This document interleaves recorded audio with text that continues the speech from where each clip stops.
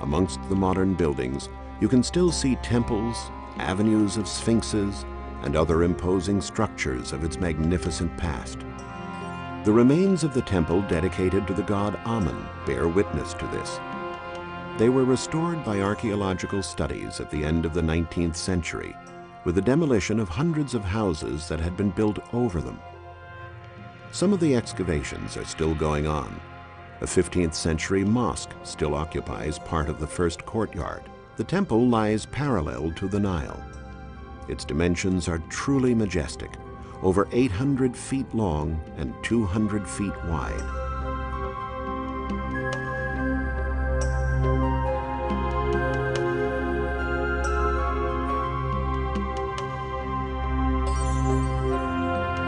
On this occasion, the statue of Amun left its more permanent residence in the Temple of Karnak and was moved on a sacred boat to visit this temple, its Ipet Reset, or Southern Harem.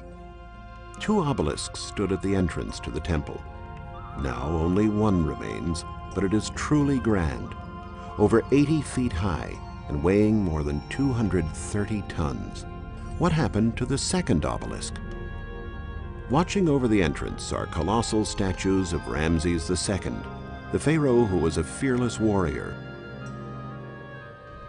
In the northwest corner of the temple's first courtyard is the Mosque of Abu el-Hagag, held in great esteem by Muslims. Among the columns here are statues of the pharaohs Amenhotep III and Ramses II. Here's what the entrance to the Temple of Amun would have looked like in ancient times.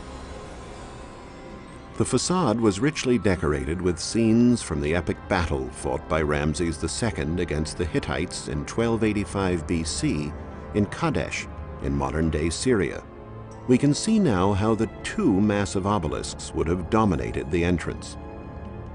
The mystery of what had happened to the second obelisk was solved in 1835, when King Mehmet Ali presented it to King Louis Philippe of France.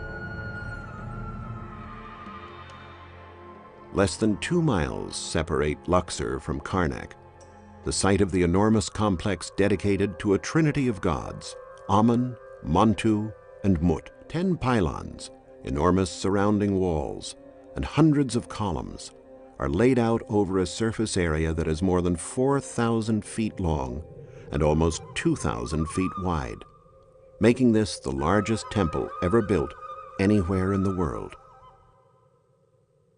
It took 2,000 years to build, and all of the pharaohs contributed something to the final layout. Once you enter the temple, you come to the biggest courtyard of all Egyptian temples, over 300 feet wide and 260 feet long. In the center of the courtyard, only 1 tall column survives of the 10 that made up the cloister.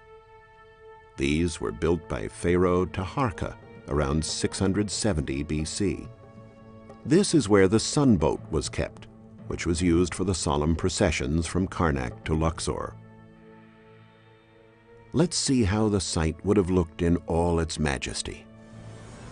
The cloister was composed of 10 columns that were each over 60 feet high. Behind the columns, you can see the decorations of the second pylon, which was erected by Ramses II. In the center was a pedestal on which the sacred boat containing the statue of the god Amun was placed. The dimensions of this area are simply colossal.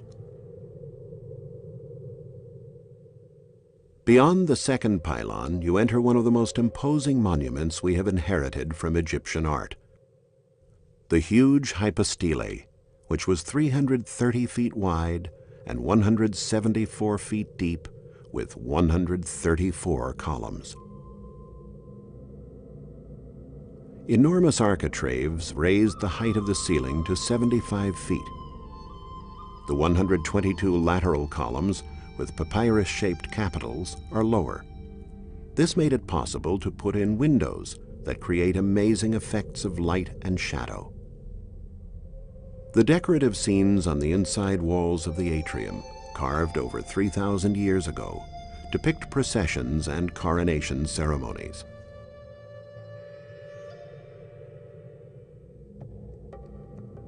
Here we can see Ramses II paying homage to the Theban divinities. The boat is taken in a procession by the priests of Amun, dressed up as mythological beings.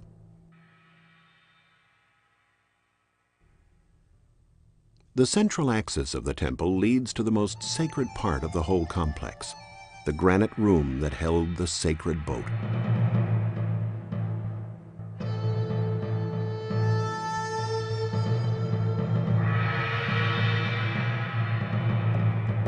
This is one of the two obelisks erected by Queen Hatshepsut. Almost 100 feet high, it is one of the tallest in all of ancient Egypt. Upon her death, her stepson, Pharaoh Thutmose III, who apparently detested her, had a wall built around the obelisk to obliterate the memory of the dead queen.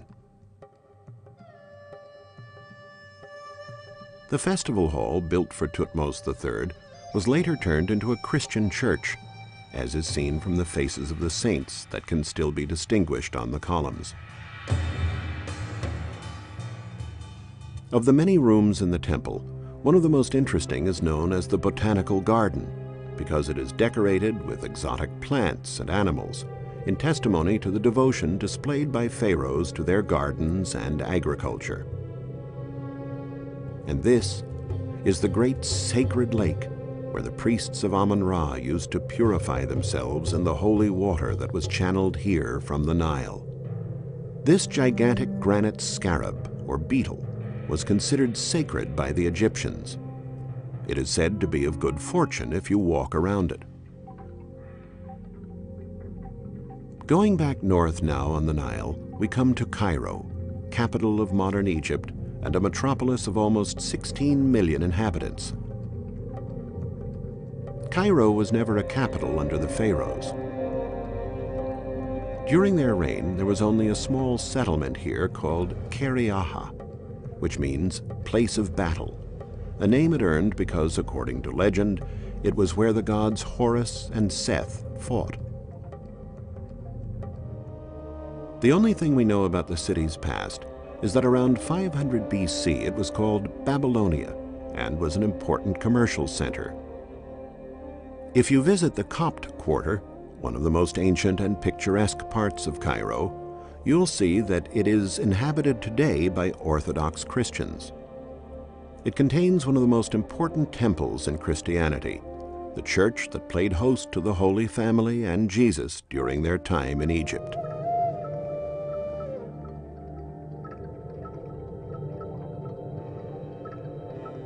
During the Roman domination, Emperor Trajan had a fortress built here that was flanked by two huge round towers.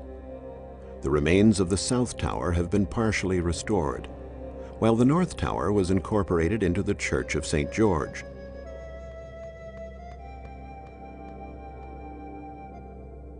Further up the Nile, where the river hits the sea, is Alexandria, the city founded by Alexander the Great in 332 BC. It is the last capital of ancient Egypt, and where Cleopatra, the last direct descendant of the pharaohs, lived and died. Today, with 6 million people, Alexandria is the second largest city in Egypt. Though it is an enchanting spot, like most modern cities, the chaotic traffic detracts somewhat from its appeal. In ancient times, it was the site of a great library, where thousands of scribes worked, documenting the ancient Egyptian lifestyle for posterity. By and large, however, the splendor of the ancient city has been completely buried under the modern neighborhoods. There was a famous lighthouse, the Pharos at Alexandria, built here in 279 BC, that was subsequently damaged by earthquakes. In 1480, Sultan Qaitbay used most of its remains to construct this fortress, a masterpiece of military architecture. Some of the lighthouse's granite columns can still be seen in the gate of the main tower and in the surrounding walls that plunge into the sea. Today, it is difficult to imagine the lighthouse in all of its ancient splendor. But when it was built, it was almost 400 feet high and became one of the 7 wonders of the world. The lighthouse was one of Cleopatra's favorites. This was her city, a city she loved more than the Roman generals she courted. With her suicide in 30 BC came the end of 3,000 years of rule by the pharaohs. Egypt lost her independence and became a province of the Roman Empire. As time went by, many of the cities of the pharaohs were abandoned and slowly fell into ruin. The simple houses built with mud bricks disappeared, and many of the monuments became open-air quarries, their stones used to make other buildings. Stones were even removed from the magnificent pyramids.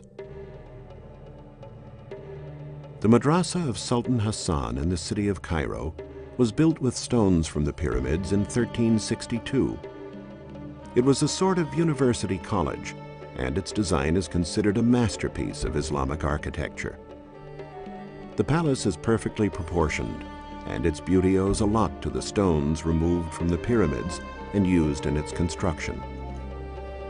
This was a destiny that befell other monuments in the capital over the course of centuries, as magnificent works created by the pharaohs were dismantled.